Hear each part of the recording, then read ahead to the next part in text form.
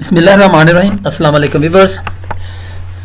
Assembly language tutorial series के साथ में हम मोहम्मद सफदर डोगर। व्यूअर्स, आज की वीडियो के अंदर हम देखेंगे how to declare variable in assembly language, data types in assembly language.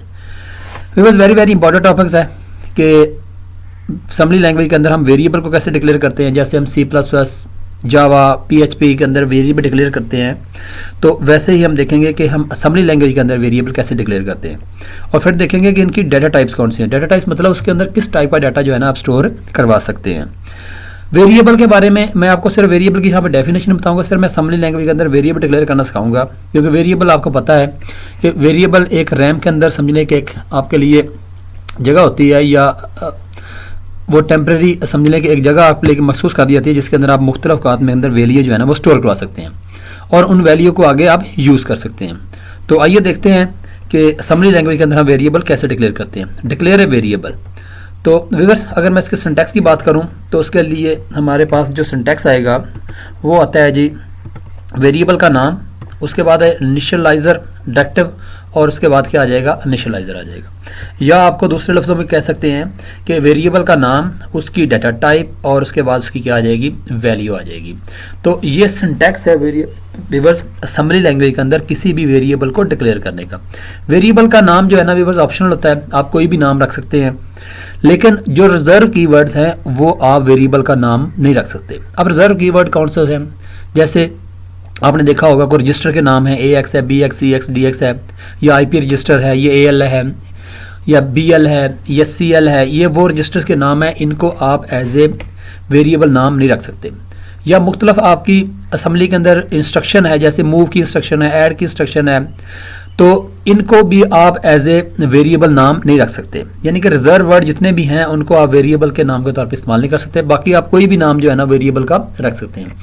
तो हमेशा कोशिश करें कि वेरिएबल का नाम वो पर्पज़ ओरिएंटेड होना चाहिए, जिस पर्पज़ के लिए आप उसको यूज़ कर रहे हैं उसी पर्पज़ का वो उसका आप नाम रख लें। जैसे आपने अगर किसी का रोल नंबर स्टोर कराना है तो आप उसका नाम जो है ना रोल नंबर रख लें। अगर आपने उसके अंदर एवरेज स्टोर करानी है तो उसका नाम आप एवरेज के लिहाज से रखें। अगर आपने किसी वेरिएबल के अंदर वैल्यू जो है ना वो अकाउंट करानी है तो आप अकाउंट के लिहाज से उसका नाम रखें। अगर आपने कोई वैल्यू शो करानी है तो उसके लिए आपको शो के नाम से उसका वेरिएबल रख दें। अगर आपने मुख्तलिफ नंबर्स को ऐड करना है तो N1, N2, N3 के लिहाज से आप उसका नाम रख सकते हैं। अगर मैं एग्जाम्पल की बात करूँ तो यहाँ पर देखें वेरिएबल 1, उसके बाद DB और उसके बाद 1। अब ये DB क्यों लिखा हुआ है ये भी आपको भी मैं बता देता हूँ नेक्स्ट स्लाइड पे। अब इसके अंदर हम तीनों चीज़ें देखें तो वेरिएबल का नाम जो है ना हमारा क्या है, वेरिएबल 1 है। डाटा टाइप उसकी क्या है जी, DB है। उसके बाद अगर वैल्यू की बात की जाए तो इसके अंदर वैल्यू कितनी स्टोर हो रही है, 1 स्टोर हो रही है। यानी कि वेरिएबल का नाम वेरिएबल 1 VAR1, उसकी डाटा टाइप DB है, और 1 उसके अंदर क्या स्टोर हो रही है, वैल्यू स्टोर हो रही है। तो ये तरीका होता है किसी भी वेरिएबल को डिक्लेयर करने का। अब अगर where to initialise variable in assembly, आप वेरिएबल कहाँ पे इनिशियलाइज कराएंगे या डिक्लेयर कराएंगे। असेंबली लैंग्वेज के अंदर आपके अंदर कौन सा वो एरिया होता है। जैसे आपने देखा होगा कि हमने basic structure of assembly language पढ़ा था, तो उसके अंदर हमने मुख्तलिफ कीवर्ड लिखे थे, तो उसके कौन से कीवर्ड के बाद आप वेरिएबल जो है ना वो इनिशियलाइज करा सकते हैं या डिक्लेयर कर सकते हैं। तो variable are define in dot data directive of program structure. जो आपका व्यूअर्स प्रोग्राम का स्ट्रक्चर है उसके अंदर जो डॉट डाटा का जो समझ ले एरिया होता है उसके अंदर आप वेरिएबल को स्टोर इनिशियलाइज करा सकते हैं। जैसे डॉट डाटा लिखा, उसके बाद VAR1 DB और उसको वैल्यू कितनी स्टोर करा दी, 6 करा दी। तो यानी कि डॉट डाटा के बाद जितने भी आप वेरिएबल चाहते हैं वो यहाँ पे इनिशियलाइज करा सकते हैं या डिक्लेयर करवा सकते हैं। अगर आपने वेरिएबल को वैल्यू देनी है तो उसको ये जैसे देख के तीनों को देख के हमें पता चल रहा है ये वेरिएबल का नाम है, ये उसकी डाटा टाइप है, और ये उसकी क्या है जी, वैल्यू है। लेकिन ये हमेशा कहाँ पे लिखेंगे आप, डॉट डाटा के बाद लिखेंगे। उसके बाद है जी इनिशियलाइज डायरेक्टिव। वो हमारे कौन कौन से हैं, जैसे हमारे देखें वेरिएबल की डाटा टाइप कौन सी है, उसका यूजेज कौन सा है, और उसका साइज क्या आएगा। जैसे हमने लिखा था DB, ये आ जाएगा डिफाइन बाइट। यानी कि अगर आपने कोई बाइट डिफाइन करनी है इसका साइज क्या होगा, 1 बाइट या 8 बिट्स। इसके अंदर व्यूअर्स आप इंटीजर टाइप की वैल्यू अगर आपने स्टोर करानी है तो उसके लिए आपको लिखना पड़ेगा DB डिफाइन बाइट, 1 बाइट उसका साइज है या 8 बिट्स है।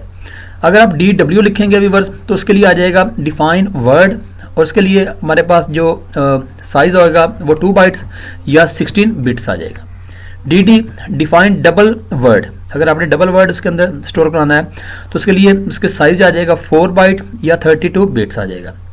T Q define quad word, 8 bytes या 64 बिट्स उसकी साइज जो है ना वो होगा। डी टी ये हमारे पास आ जाएगा डिफाइन 10 बाइट्स, यानी कि 10 बाइट्स का साइज होगा या 80 बिट्स के आ जाएंगे। ये मेमोरी मैनेजमेंट आपने पढ़ी होगी कि 8 बिट्स अगर इकट्ठे हो जाए तो वो 1 बाइट हो जाता है। 1024 अगर बाइट्स हो तो वो हमारे पास 1 KB बन जाता है। तो ये आपको मेमोरी मैनेजमेंट का पता होना चाहिए। तो ये भी बस उसकी डाटा टाइप्स है, DB रख सकते हैं, DW रख सकते हैं, DD रख सकते हैं, DQ रख सकते हैं, ये DT रख सकते हैं। और ये सारे विवर्स उसके क्या है जी, यूजेज है, और ये इसकी मेमोरी की क्या है जी, यहाँ पे उसका साइज है। तो अब नेक्स्ट वाली समझ लें स्लाइड के ऊपर मैं आपको मुख्तलिफ इनके एग्जाम्पल जो है ना वो शो कराता हूँ। जैसे विवर्स देखें, मैंने यहाँ पे लिखा है VAR DB6, यानी कि ये मेरा एक डिफाइंड बाइट है और उसके अंदर कितनी वैल्यू स्टोर हो रही है, 6 स्टोर हो रही है। अगर मैंने वैल्यू बाद में स्टोर करानी हो, यानी कि मैं बाद में वैल्यू देना चाहता हूँ, तो विवर्स जैसे वेरिएबल 1 उसकी डाटा टाइप DB है और वहाँ पे क्या लिख देंगे हम, क्वेश्चन मार्क देंगे।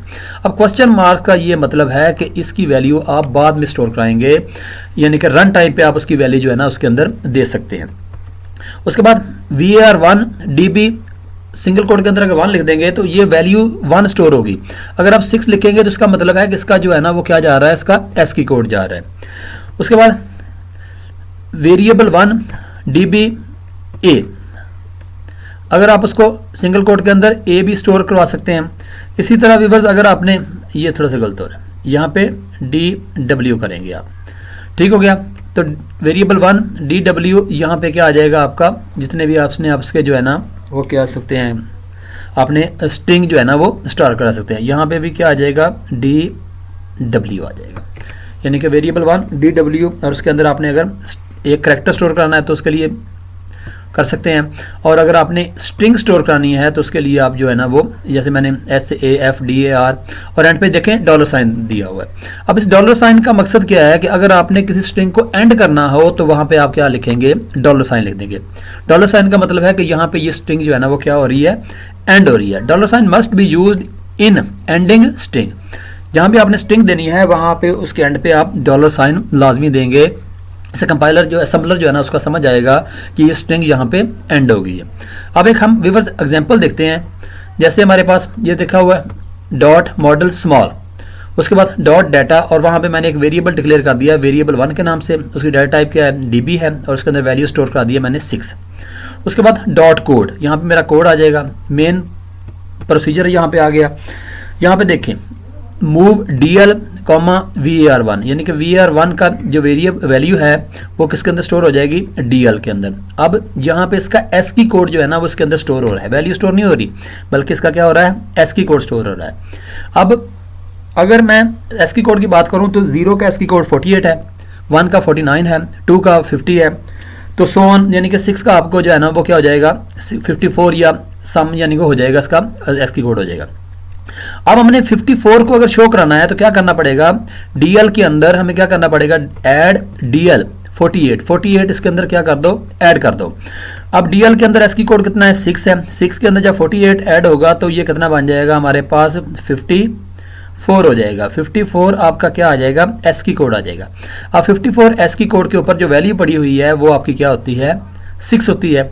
और हमने मूव इंस्ट्रक्शन लगा के यहाँ पे क्या कर दिया हमने, जो हमारा इनपुट जो है ना इंटरप्ट सर्विस रूटीन 2 है वो क्या होती है, आउटपुट के लिए होती है। यहाँ में हमने कह दिया मूव कम्युलेटर रजिस्टर जो है ना वो क्या कर दे, उसको शो कर दे, और जब शो करेगा तो यहाँ पे क्या हो जाएगा, शो 6 हो जाएगा। और उसके बाद हमने डॉस इंटरप्ट को यहाँ पे करवा दिया है। अगर इस प्रोग्राम को मैं आपको लाइव कोडिंग करके दिखाता हूँ, यहाँ पे देखें जी, मैं इसको ओपन करता हूँ EMU 86 को,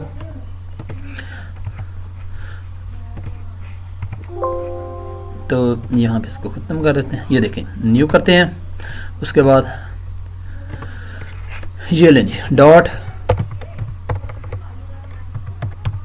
मॉडल स्मॉल, उसके बाद डॉट डाटा, यहाँ पे आ जाएगा वेरिएबल 1, उसके बाद DB, उसको वैल्यू मैंने दे दी 6 दे दी है, ठीक होगा व्यूअर्स।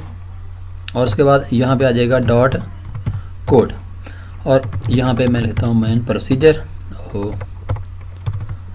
और यहाँ पे देखें जी, अब मैं करूँगा मूव, क्या कर दो move DL comma variable 1, variable 1 के अंदर जो वैल्यू पड़ी हुई है उसके ASCII कोड किसके अंदर स्टोर करा दो, DL के अंदर स्टोर करा दो।